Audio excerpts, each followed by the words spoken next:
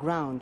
Let's take you to the coastal city of Mombasa now, because many voters stayed away from polling stations and others actually barricaded roads to prevent the exercise from happening. My colleague Ferdinand Omondi has spent the day monitoring events for us.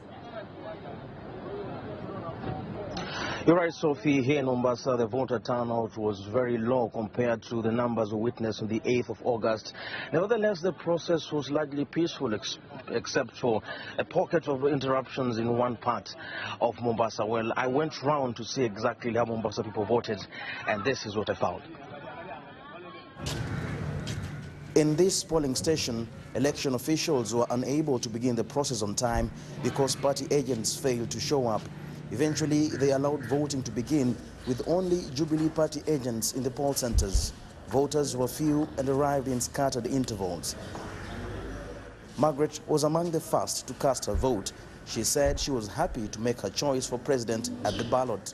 My decision to vote today is just because I want to feel I have done the wishes of my heart. And there is no way I could have felt comfortable if I have not done what I have done today. The situation was the same across Mombasa. More election officials and voters in polling stations, a scenario never seen before.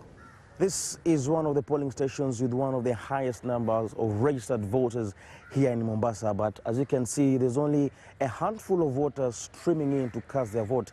At this time in August, this place was already crowded with hundreds of voters waiting to cast their vote.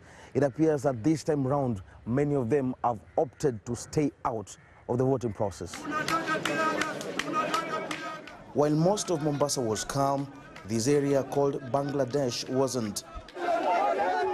The supporters of opposition leader Raila Odinga did not just stay away from the process, they were determined to prevent any voters from accessing the polling station in their backyard. They did not change the technology, they didn't clean the commission. The people named adversely should have been removed before going for the vote. Commissioner Akombe said the field wasn't fair. If Uhuru believes he can beat Raila, clean IEBC so they can meet fair and square. All the while, the protesters dared police to disperse them with tear gas as they loudly condemned today's process as a sham.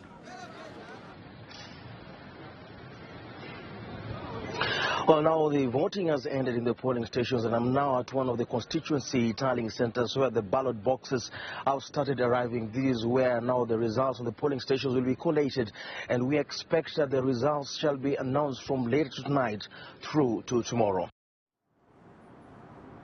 All right, Ferdinand Omondi there in Mombasa. Thank you very much.